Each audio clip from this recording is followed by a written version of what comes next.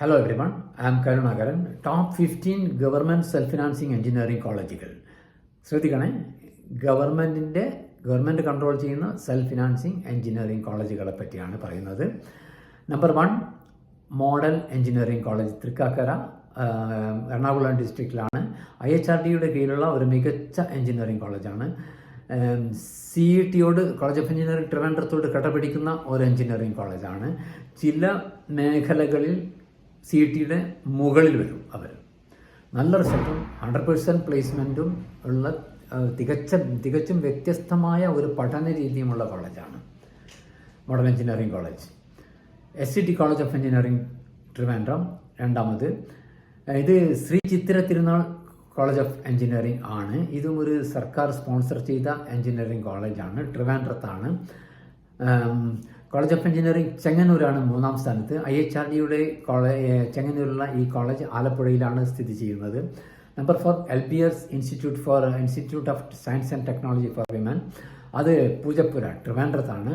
LBSന് 2 government autonomous ബോഡിയാണ് LBS.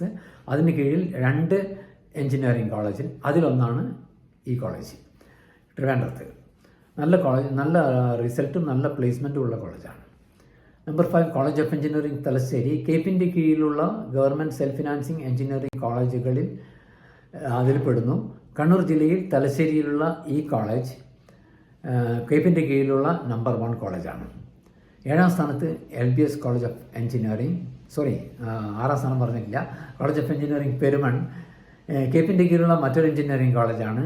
ഇത് കൊല്ലം ജില്ലയിലെ പെരുമൺ എന്ന സ്ഥലത്ത് സ്ഥിതി ചെയ്യുന്നു. 7ാം സ്ഥാനത്ത് LBS college of engineering Kasaragod. IHRDയുടെ കീഴിലുള്ള കോളേജ് ഓഫ് എഞ്ചിനീയറിംഗ് അടൂരാണ് 8ാം സ്ഥാനത്ത്.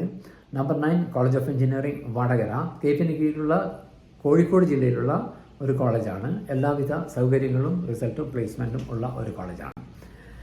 10ാം സ്ഥാനത്ത് കോളേജ് ഓഫ് എഞ്ചിനീയറിംഗ് തൃക്കരിപ്പൂർ, ഇത് കാസർഗോഡ് ജില്ലയിലുള്ള ഒരു നല്ല കോളേജാണ്. കോളേജിൻ്റെ വിജയ ശതമാനം, പ്ലേസ്മെൻറ്റ്, 2023 വിദ്യാർത്ഥികളുടെ ഓപ്ഷൻ ചെയ്ത രജിസ്ട്രേഷനിലെ റാങ്കിങ് മുതലായ ഘടകങ്ങളാണ് ഈ റാങ്കിങ്ങിന് ഞാൻ കൺസിഡർ ചെയ്തത്. കീം എക്സാമിനേഷൻ അടുത്ത ആഴ്ച നടക്കും. അത് കഴിഞ്ഞാൽ ഉടനെ റാങ്ക് ലിസ്റ്റ് വരും. ആ റാങ്ക് ലിസ്റ്റ് വന്നാൽ നിങ്ങളോട് പറയും ഓപ്ഷൻ രജിസ്റ്റർ ചെയ്യാൻ പറയും. അപ്പോൾ നിങ്ങൾ ഓപ്ഷൻ, നിങ്ങൾക്ക് വേണ്ട കോളേജുകൾ ഓപ്ഷൻ കൊടുക്കണം. 1 2 3 4 5 6 ലൈക്ക് ദാറ്റ്.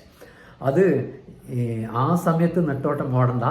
ഇപ്പം തന്നെ ഒരു വൈറ്റ് പേപ്പറിൽ ഫസ്റ്റ് 1 2 3 ഏതൊക്കെയാണെന്നുള്ള നിങ്ങളുടെ പ്രയോറിറ്റി അനുസരിച്ച് ഒരു ലിസ്റ്റ് തയ്യാറാക്കി വെക്കുക. Thank you friends, C you again.